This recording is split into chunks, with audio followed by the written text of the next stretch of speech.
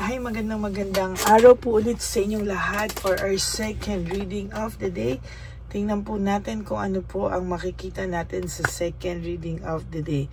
For the meantime, panoorin nyo po ang first, second, third at yung fourth reading na na-upload ko po kahapon na medyo late na din po, no? At ang first reading po kanina, bago po natin to i-upload, no? Bago nyo po ito panoorin, yan po, no?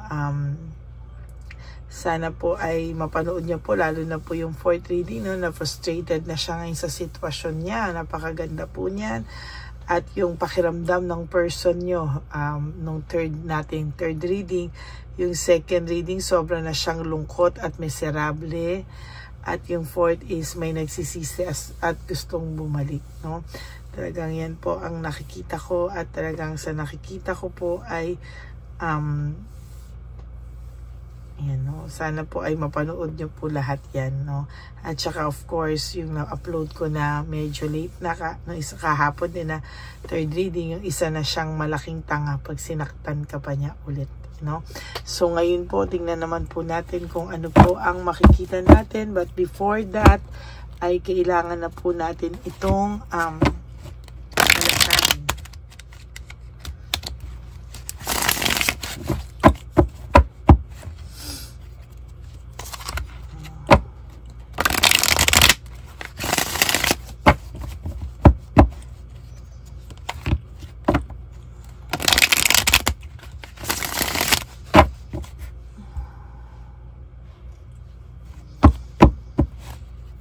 Okay.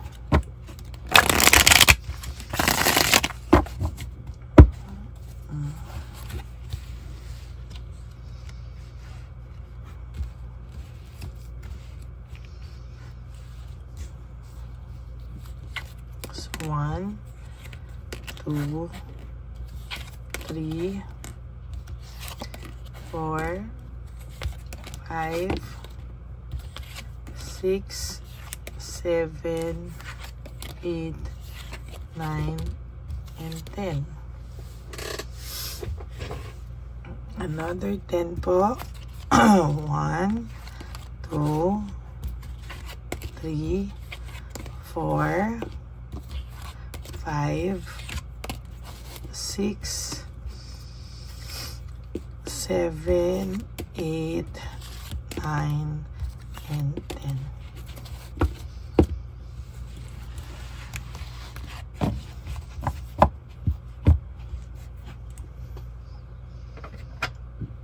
Itabi muna po natin yung ating mga hindi nabunot.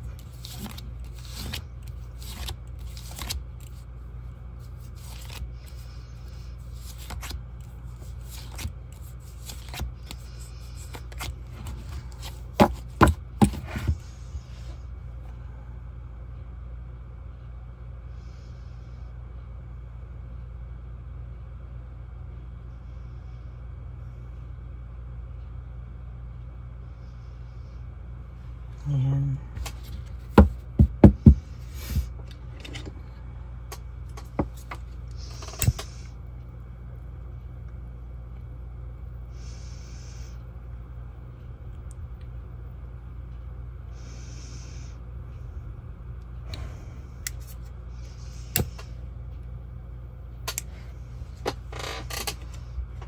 Okay.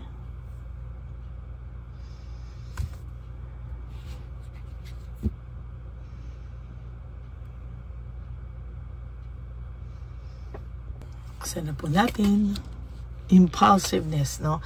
Marami po siyang nagawa sa buhay niya ng mga impulsive na desisyon na hindi niya po talaga pinag-isipan, ano? Itong mga bagay na to ay talagang sa nakikita ko ay dala din po ng kanyang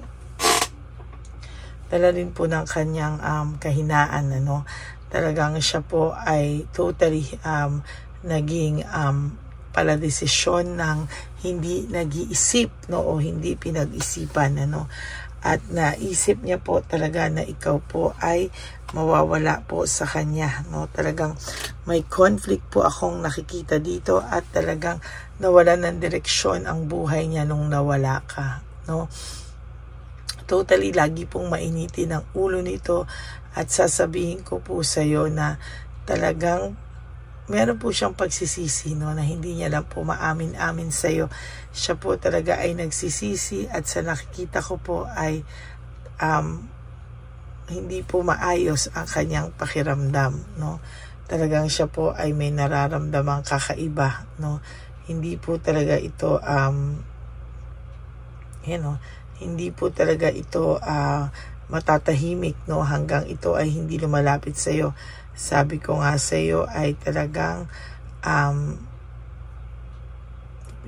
talaga pong ang taong ito ay mataas kasi ang kanyang pride and ego. Mataas po kasi ang kanyang pride and ego. Kaya po meron pong nangyayaring hindi maganda sa kanyang kalooban, para po siyang nakakaramdam ng pagsisisi, at siya po ay nakakaramdam po siya ng matinding pagkabagabag, no. Hindi po natin kasi yan maaalis, dahil po talagang sa sobra po nung konsensyang nararamdaman niya ngayon, hindi niya po yan talaga maiaalis sa kanya, no. Yan, no. Talaga pong nahihirapan po siya sa mga nangyayari sa kanya sa ngayon. Talaga ang tindi po ng pagkabagabag nitong taong to. At sasabihin ko po sa iyo talaga na gusto niya na pong lumapit sa iyo, no. Talagang sa nakikita ko ay gustong lumapit sa iyo ng taong ito. Gusto niyang lumapit, gusto niyang bumalik. Wala po siyang makuhang lakas ng loob lang, no.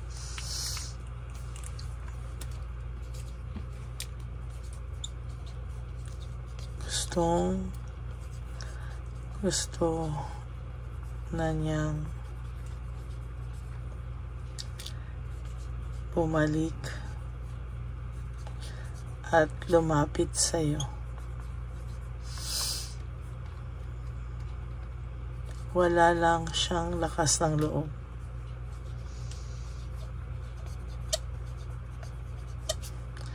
Wala na siyang mukhang maiharap sa iyo.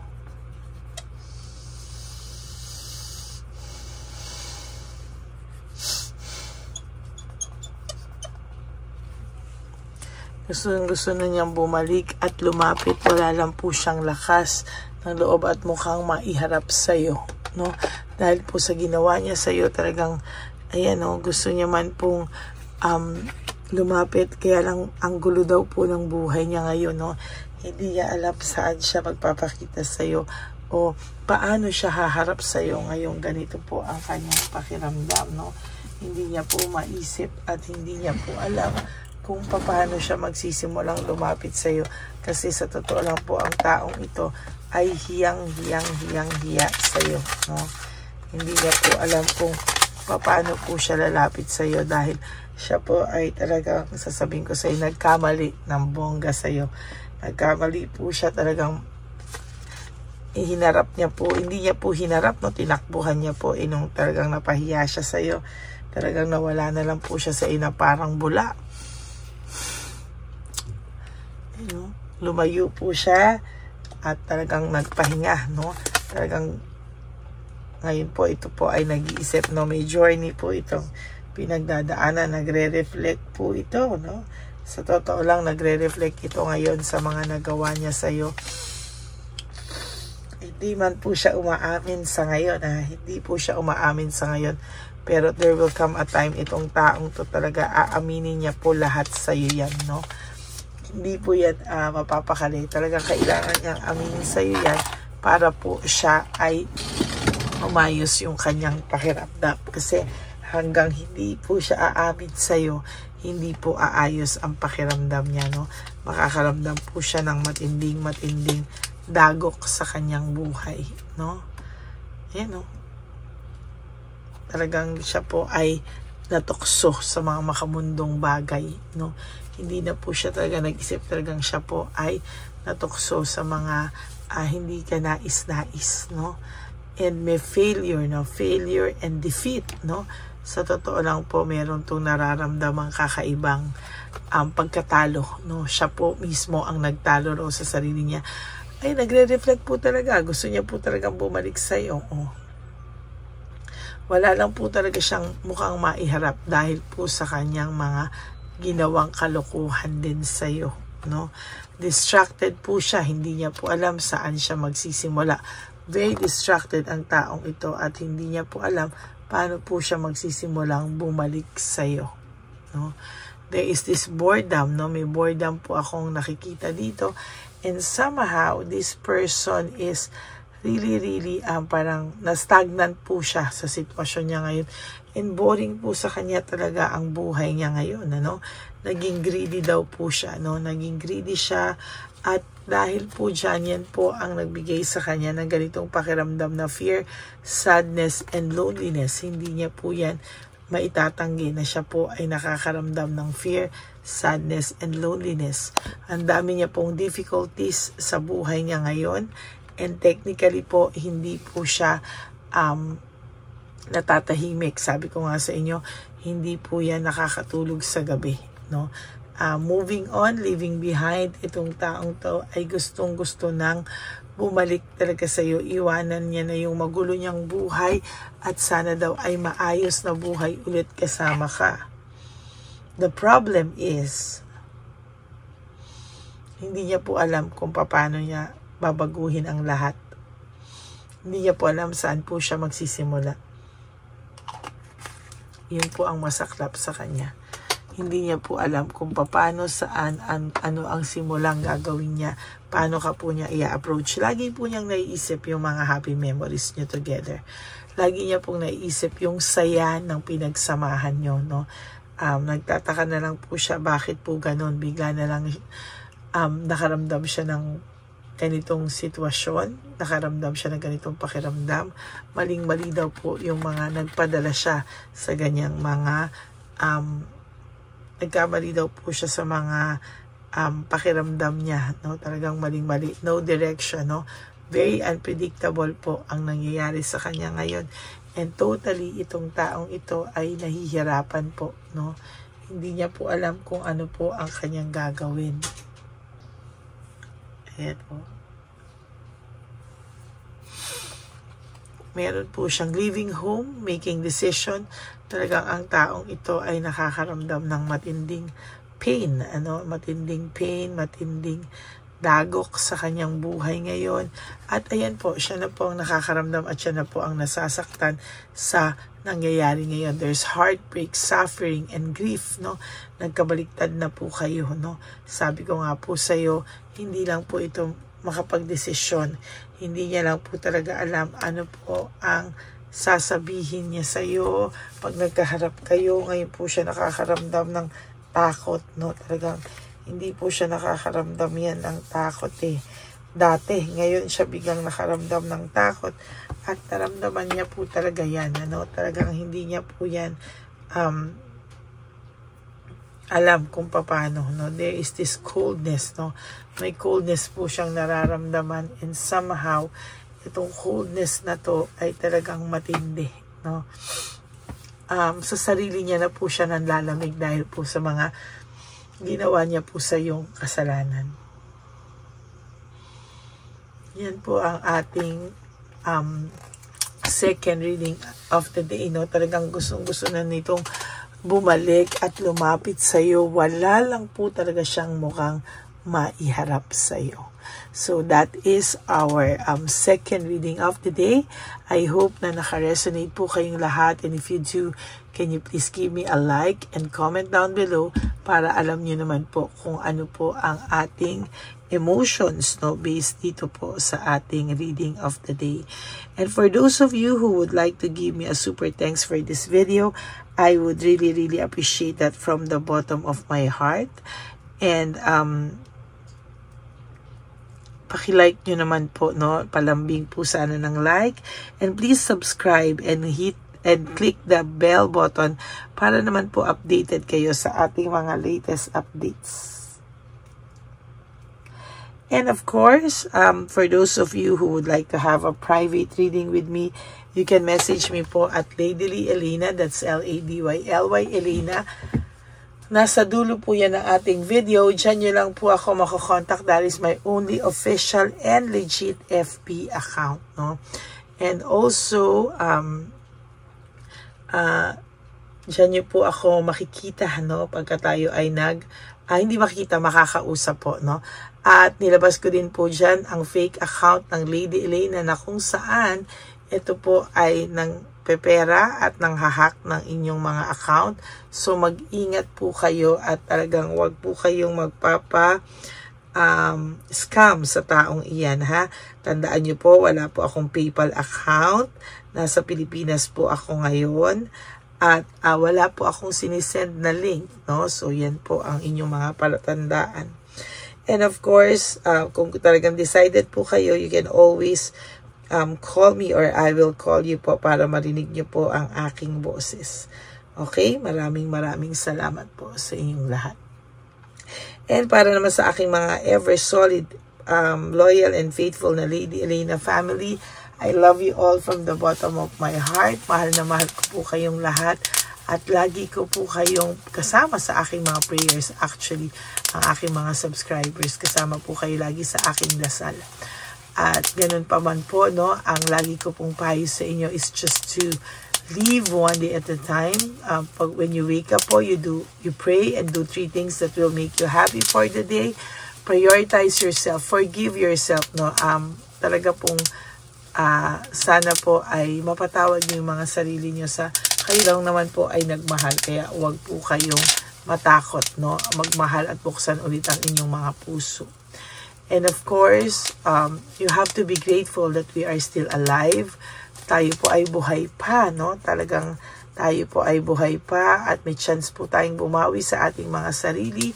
Itama ang ating mga nagawang mali at talagang sinasabi ko po sa inyo na mahalin niyo po ang sarili niyo because self-love is still the best love of all. Bonus na lang po kung mahalin tayo ng mga taong mahal natin. Pero tandaan niyo po, no, na ang pagmamahal sa sarili is the best love of all pa din, no? And wag lang po susobran, ha, ng tipong makakaapak at makakasakit na tayo dahil sa ating pagmamahal sa ating sarili. Yung tama lang po, no? And of course, you have to remember that life is so short. Don't make it shorter by stressing yourself from all the pains and heartaches na binigay sa inyo ng kahapon. Just surrender everything to the divine universe and just let go. And let God write your life and love story. I will be back for another set of reading. Huwag po kayong malulungkot. Ako po ay magbabalik for another set of reading for our 3rd reading of the day. For the meantime, sana po ay mapanood nyo muna po yung kahapon na 1st, 2nd, 3rd, and 4th reading. Bago po kayo tumalon dito sa ating 1st at 2nd reading ngayon, ano, at mamaya sa ating 3rd reading and 4th reading kung meron mang bonus reading for today. Ayan, maraming salamat po sa inyong lahat and may God bless you all. Tandaan niyo po, ha, na huwag po kayong malungkot and thank you po because we are now approaching 19,000 subscribers. At darating po ang araw, tayo po ay mabibigyan ng silver button sa oras at araw na ating minimithi. Okay? Maraming salamat po sa inyo and may God bless you all. I will be back for another set of reading. Huwag po kayong malulungkot. Babalik po ako. Bye! Okay, update po, may nagpanggap pong subscriber natin na siya po ay magpapahula sa fake na Lady Elena, kaya ayan, hinihingan po siya ng $80 at ang cell po niya ay nabigay at nakuha. Ang pangalan niya po sa cell ay Julian Albert, no? Siya po ay may cell account din, kaya mag-iingat po kayo. Ayan po, no, kung sino man po yung scammer na Julian Albert na yan, no, i-insensuhan po natin yan para siya po ay makonsensya. Kung wala man po siyang konsensya, at least po, bumalik sa kanya lahat po ng kanyang ginagawa at maling-mali po yan, ano. Basahin niyo po lahat yan, makikita niyo po, ayan po ang cell number niya at Julian Albert na yan, ano, para po talagang ma-report din po natin yan na siya ay gumagamit ng cell account na Julian Albert. Mag-ingat po kayo. Ayan po yung number niya. Ayan po yung pangalan niya. Huwag po kayong magpauto. Nakita nyo naman po, no, napakalayo po ng pangalan ko sa pangalan ng pinagsisendan nyo po ng account o ng pera. Kaya mag-ingat po kayo at beware sa scammer na to. At talagang ayan po, pinost ko po ang kanyang pangalan dito para maging babala po sa inyong lahat. Maraming salamat po. At mag-ingat po kayo, paki-report po ang page na yan, ang messenger niya na Lady Elena. Maraming salamat po and God bless you all. Ayan, sa susunod po makikita nyo yung account niya na i-report nyo. Salamat po na marami. Magandang gabi po ulit sa inyong lahat. Ako po ay muling nagpapaalala sa inyo na mayroon pong lumalabas sa FB at Messenger account na fake account po no, nang hihingi po ng $25 through PayPal at hindi po yan totoo. Huwag po kayong maniwala dyan.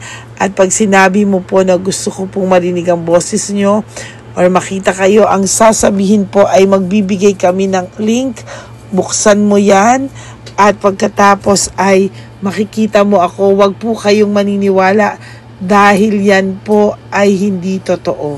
Yan po ay isang malaking scam na pag binuksan nyo po ay mahahack po lahat sa inyo. Mahahack po ang inyong mga personal details. Lahat ay mahahack.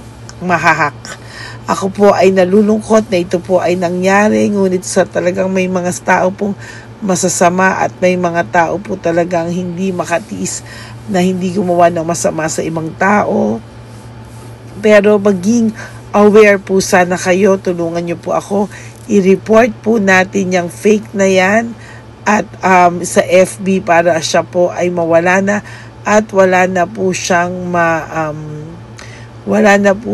mabiktima pa, no? Nandyan po lahat ng details at maraming salamat po sa inyong lahat. Maraming salamat po sa inyong lahat at mag-iingat po kayo.